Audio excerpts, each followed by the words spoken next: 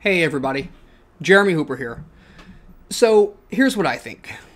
I think if we're going to get to that great next place in our marriage equality conversation, we're going to have to change the way we operate and more specifically, what we will accept. Right now, this conversation still plays out on a playing field that is completely detached from reality. The reality of this nation is that we have 5 states and the District of Columbia that allow civil marriage equality under the law. We also have 18,000 same-sex couples in California who utilize their freedom to marry when they were able. We have domestic partnerships. We have civil unions.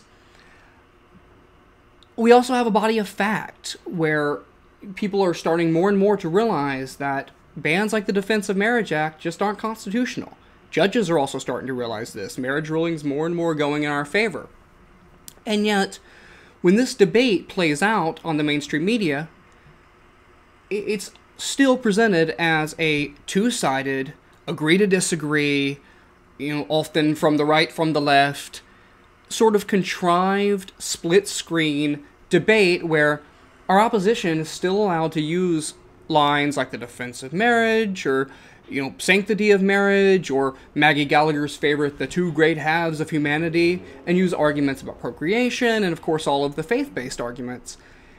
And we are sitting here just kind of going, well, I don't agree with you, and then presenting, our talking point back, which I get it. I mean, that's what people are used to seeing, and that's what we think people want to see, but I honestly think the American public is hungering for something more.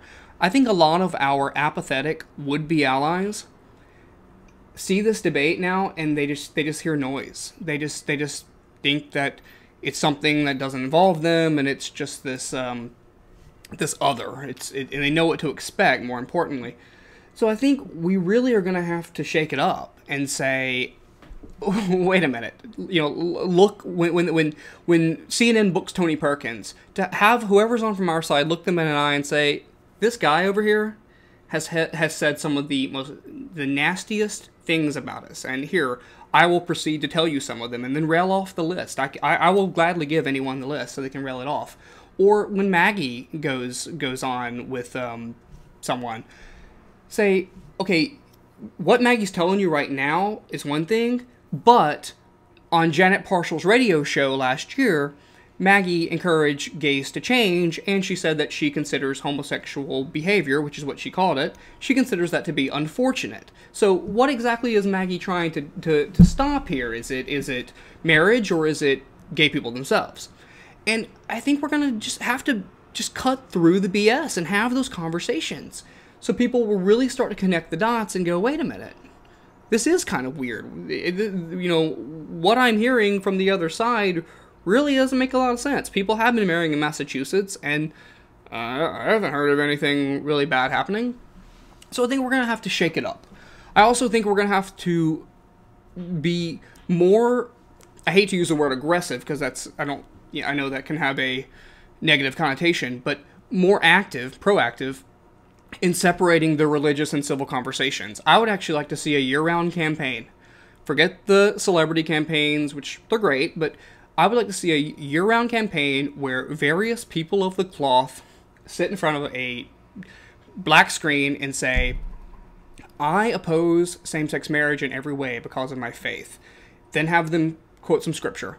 But then have them say, but because I'm a citizen of this nation and I understand separation, I support civil marriage equality under the law. And then have them make some point about how they also would not marry atheist couples or interfaith couples or whatever. And really drive home that connection. I think we're very confused in America. We're so used to the church and white dress wedding that I think we're very confused. I think a lot of people, I know a lot of my heterosexual friends seem to see the getting the license part of the marriage is just kind of like a chore that you have to do. And I don't think there's always the connection of, wait a minute, that's the big part in terms of the state, in terms of the federal. So I think that we need to really be better about driving that point home.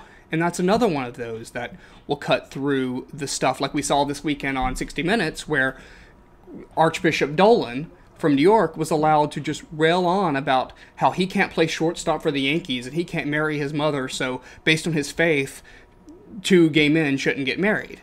And Morley Safer, the anchor, pushed back a little bit, but really the pushback there should be, but wait a minute. That's completely aside from the point of what we're talking about here. We're talking about civil marriage. You also can't ban gays from, or determine whether or not gays will eat fish on Friday, or if they have to go to confession. These are your parts of your religious faith. These have nothing to do with the civil marriage conversation in a nation with true religious freedom.